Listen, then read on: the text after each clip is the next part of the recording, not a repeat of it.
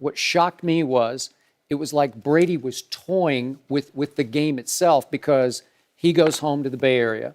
Julian Edelman goes home to the Bay Area where they're from. And it was like an NBA All-Star game where the hometown star, you get together in the locker room and say, let's make him the MVP tonight. Let's make sure he gets the touches. He threw 17 balls to Edelman yesterday, and it felt like I'm going to make us the dynamic duo as we go home. It's our turn to have this stage to ourselves. And Tom threw, I don't know, maybe you can explain this, a lot of just lob passes. Just for a while I thought, is his arm hurting? But then he threw that late strike to Malcolm Mitchell that was just a fastball. But just a lot of high lobs, like the equivalent of the old baseball ephus pitches where he was just lobbing them down the field. And it felt like they were just toying with the 49ers. But I agree, the defense played better than I thought it would because they held Kaepernick and company to under 300 yards, 299, but that's pretty good. Right. I mean, this is the same team that Dallas got behind 14-0 at home. I mean, so they have moved the ball effectively on people, and that's where my point was.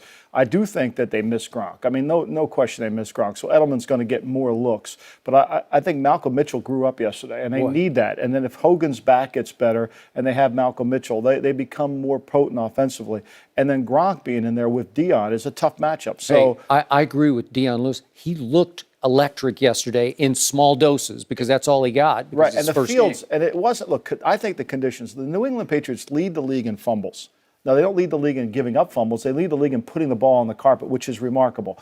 And there's so much time being spent on water balls. I mean, from the first day at OTAs, Bill's watering the balls down. He can't wait to water the balls down. And yesterday was a perfect example of all that. Right. Yeah. And there were no balls on the ground. It was a remarkable game in the sense there were no turnovers. True.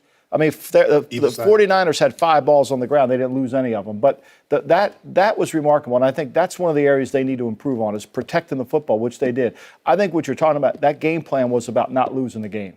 That game plan offensively was, look, we can't lose this game, but if we need to gear it up, we'll gear it up. And if they score points and we're not playing good defense, we're going to have to gear it up. And I thought yesterday they didn't have to. And I thought they played the complementary football that they need to play. And that's why I was kind of somewhat impressed. Now, I understand it's the 49ers, but the 49ers have moved the ball. They moved the ball in a lot of teams. They just haven't been able to put it in the end zone. So you have said this from day one on this show, that you still are not convinced about the Patriots' defense. And then I checked this morning.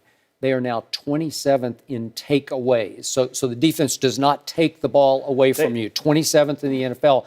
Can the offense get so explosive with Gronk coming back, maybe Dion Lewis? I think that's my concern. That's my hesitation when I get asked the question, are they the best team? They don't turn the ball over. The offense never plays on a short field.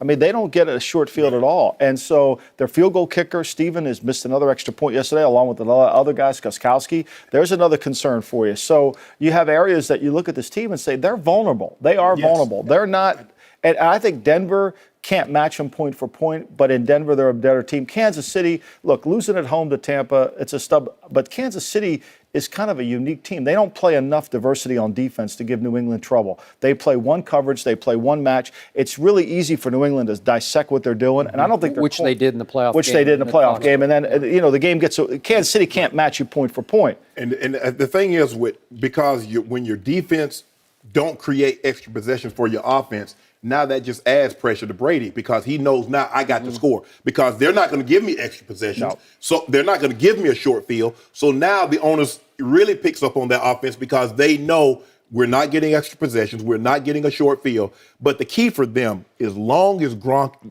listen, and this is not to minimize Tom Brady, but Gronk makes that offense go. When he's in the ball, because you see 17 targets, throw Gronk 17 targets, he's going to have 200 yards. Yeah.